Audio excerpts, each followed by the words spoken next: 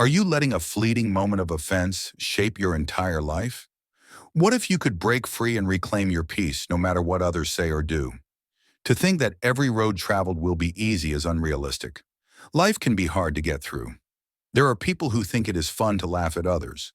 Whether it is behind the back or to the face, either tactic is unwelcome. For some people, they just don't seem to get it. That is, until someone smarter, bigger, stronger, or better looking than them puts them in their place and makes them feel awkward. When they feel less adequate, then they understand more how horrible others feel also. It is no good to joke at the expense of others. Rudeness is another way people offend each other. Those who feel high and mighty think they can walk all over the rest of us. They may for a time, but someday they may be dealt a different hand. All the money they lavishly flashed into others' faces may disappear. When the cards fall, so will their arrogant, prideful demeanor. Think about the last time you were offended. Was it something that was said? It probably hurt your feelings. The meanest words can be carelessly spoken. People often give no thought to what they say until after it is said, long after the words cannot be taken back. This is especially true when emotions are involved. The less emotional intelligence a person has, the greater the risk they will open their mouth and speak destructive words. These harsh words can bring about the end of friendships, familial, and romantic relationships. Any trust that was gained early on is blown away by the gust of a harsh wind of foul words. Even if the relationship is not ruined, what is left is only a small portion of what it once was. We live in a world so unique that no two people are exactly alike. Even identical twins have differences. With such variation, unfortunately, comes an opportunity for others to attack us because of those differences. It would seem there is little that can be done about this. But the opposite is true. The better we educate ourselves, the more chance for improvement there will be.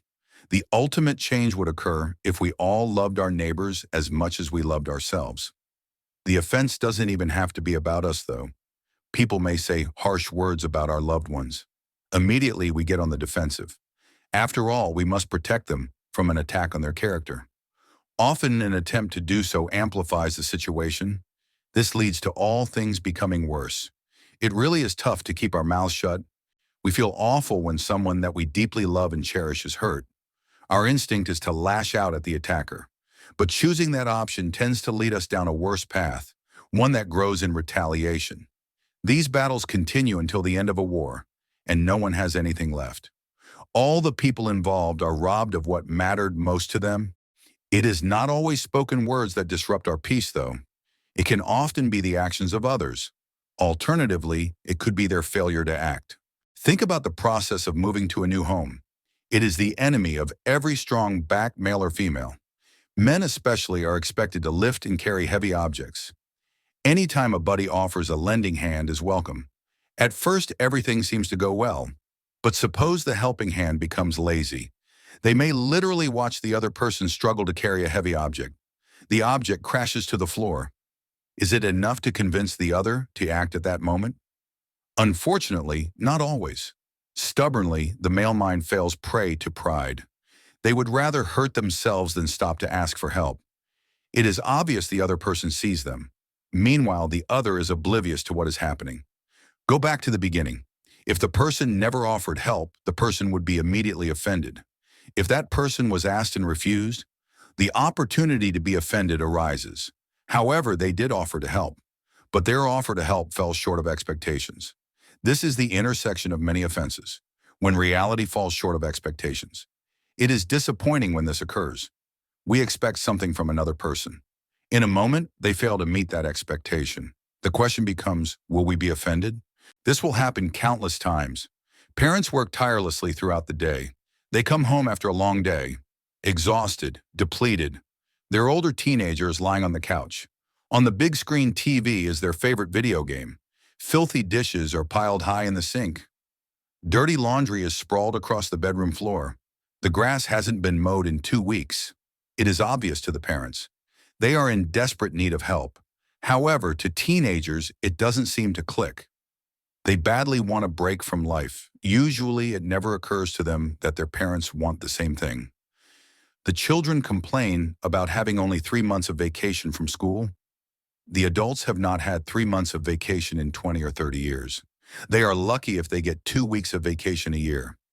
Parents become offended. An argument follows. The teenager is grounded. Everyone leaves the situation grumpy. Could things have gone differently? In the business world, offenses will also come. Sometimes people enter a bad business deal. The wrong person is trusted. A loss of time and money follows. Will they become offended? Likely so. To make matters worse, trust is broken. Not only for the bad partner, for every partner that ever tries to join their team again. Fool me once, shame on you. Fool me twice, shame on me. There is something funny about most offenses. Chances are that the offender has long since moved on. So much happened in their life since the offense. It was simply never thought of again, at least not by them. Meanwhile, we are still thinking about it. At night we lay awake. How could they do that to us? What did I ever do to them? We are tempted to dwell on it for so long that bitterness takes root in the heart. Becoming offended is like getting stuck in a trap. The other person moves on, often carefree. Meanwhile, we remain trapped in the past. It's difficult to move on while holding on to anger and resentment. Seriously consider one thing though. What prevents us from getting unstuck? It could be the desire to hold on to the offense. It could be the fact that they do not deserve our forgiveness. Simply put, it could be many reasons. But do these reasons serve us in the highest capacity? Consider how things could be if a change was made. What if we move past the offenses? The future is in front of us, not behind. If you enjoyed this video, watch the next one about another trap closely related to offenses. Sooner or later, everyone faces it. It's called unforgiveness.